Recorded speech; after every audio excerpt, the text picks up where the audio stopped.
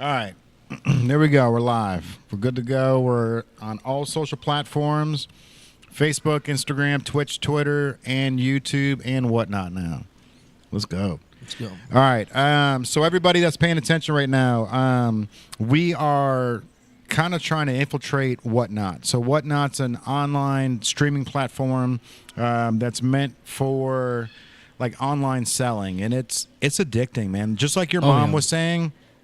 You know, tell the community what your mom said. So obviously, like, you know, we've got family members that are going to support us regardless, and they're going to do the things that they don't want to do, like sit there on their phone and watch a Whatnot stream, not knowing what it is or what it's about. Same thing with my mom. Like, you know, when I pulled that 101 Michael Rubin superfractor, which we will talk about, and I've got it here. Yes. I can't wait to show you guys. But when I was explaining it to her, she was like, "So you're able to sell that card?" And I'm like, "Oh yeah, we're gonna be able to sell it for sure." Yeah. But she what price? Right. Well, she just wasn't understanding. Like, first of all, when you talk about VeeFriends and the VeeFriends cards, you know, and then you start talking about different characters like a very lucky black cat or a nifty narwhal, you know, it's kind of like, oh, well, that's cute, you know what I mean? But they don't really understand the purpose or the meaning behind it. And that was something that Gary V kind of nailed, bro. Like, you know, he was saying that I just heard him this morning talking about it, how, you know, a lot of parents go, I don't let my kid listen to you because you curse too much. You know what I mean? And, right. and he's like, I understand. He's like, that's my personality, you know, and he's like, I wish as shit that they would listen to me. You know, he even cursed when he was saying that. He was like, but that's why I started VeeFriends, because it upset me that much that I was like, I've got to fix this. I've got to find a way to be able to reach the youth without the parents going, pump the brakes. Like, we don't like the language. There's a stigma on him. Well, you know, there's a rough around the edges. For a long time. Because the cussing the salesman. I don't give a fuck attitude. Like, I don't care. You know, like, get better. Like, he's always been that, like, well, you're young. You know what I mean? Make mistakes. Do it wrong. Fix them. Yeah. But also on the edge of things with how he speaks, but he also speaking on, you know, a lot of people considered him like a salesman, like, you know, another thing from Gary V, and he cusses, all these different dynamics.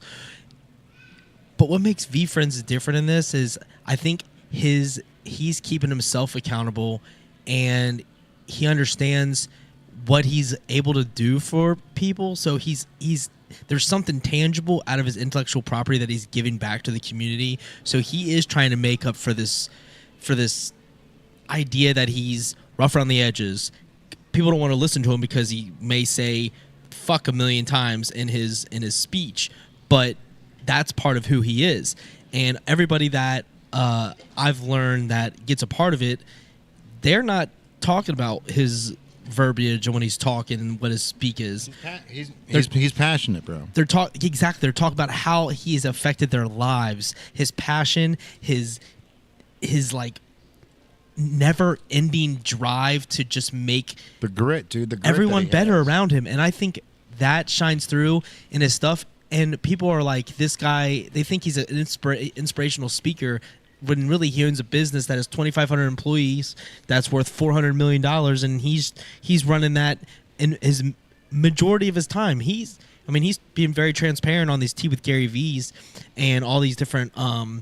He's talking about what he does and how he spends his time, and I think it's honorable that he's going to go like, you know what, I'm going to take my time. I'm going to release cards. Yeah, I'm going to make money off the cards, but I'm going to go down to like the kid level and like try to inspire someone that's outside of myself. And that, I just don't think you can lose that way. No, bro. You just can't lose. You know, and he's smart with this, bro. Like, he's got the second biggest marketing agency in the United States.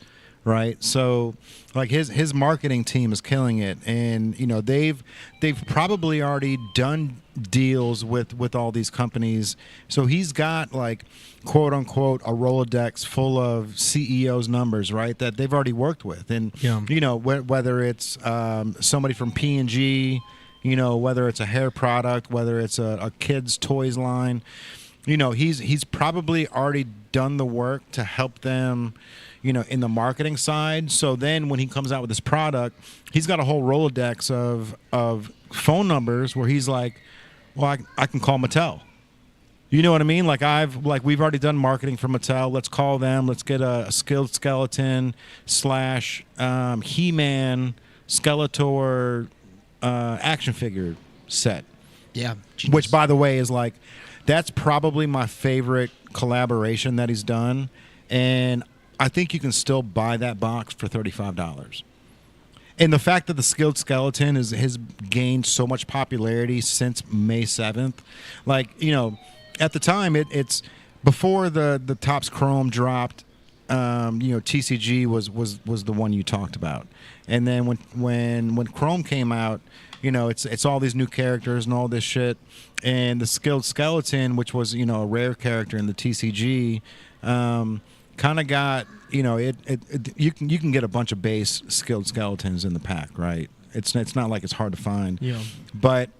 You know, for it being a Halloween character like the Vibin Vampire or Jolly Jacko, like, all of a sudden people are wanting that character all the time. And you know, like you were saying earlier, I think it's amazing that we are a part of dictating the price and how much these cards are worth. Because, you know, when it comes to Gary's end, yeah, he can do the due diligence and he can create the one-of-one superfractors and he can make the really cool mangas and stuff like that. But it's up to the consumer to say, I fuck with it. exactly. You know what I mean? And like we were talking earlier, like what characters stand out amongst the rest? And, you know, out of the 102 characters that they chose for the Topps Chrome set, you know, it's a lot of them are apparent, like the Notorious Ninja. You knew that was going to be big. Yep. You know, you knew the Decisive Duck would be big because they do a good job of promoting them and putting them at the forefront of everything. Yeah. But there are certain animals, like, I mean, I think a big part of the duck is Jeep culture. So For sure. Ducks are already popular on our everyday culture. So it's not ends with me because of the alliteration with it. It could be Appreciate you guys. it could been the determined duck and maybe not resonated with me as well. Who knows what the case may be, but for whatever reason, that is my favorite character. But they put it on the package. It's one of the 3 packs. It's a character they're using early in the comics, so you're seeing it run the regular. So there's ways that the Decisive Duck is going to elevate.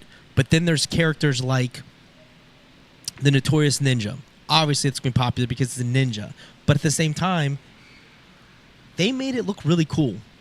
They made the Notorious Ninja look really, really cool in the pick. Like, everything about it is cool. Oh, yeah. So no matter what happens, it's going to be a fan favorite just because it's got that factor in it that looks like a comic book character that you could really follow. So the art behind the characters is so strategic because I mean we were looking at the cockatoo, and that art looks big. It looks like it should be in a cartoon that you see on Disney. Yeah. And because of that, I think it's genius on him and his sketch artist to make it look like familiar characters. We've talked about Confident Cobra looking like Arbok from Pokemon. The Confident Cobra, Arbok, you know, Cobra's backwards, and then Ekans is the other snake. But that's the thing is they took Pokemon traits and they kind of modernized it and still throw it like I mean, the 1975 artwork is super cool. Just It's one of my favorite cards in the set for sure. Yeah, it's just super cool. And they're mixing cool art with fun characters with alliteration that aligns with a lot of people. It's just a perfect storm. This is how you know they did a great job.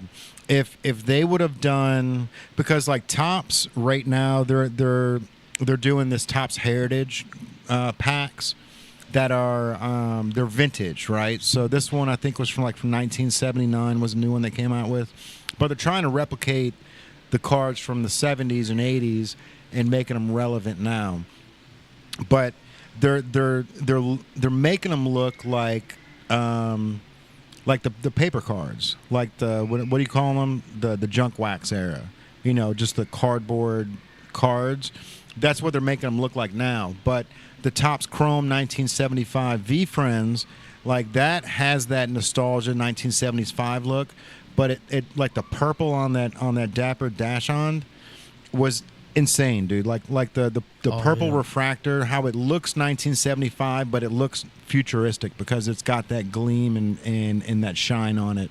You know, like they nailed it. And if Topps Heritage would have done the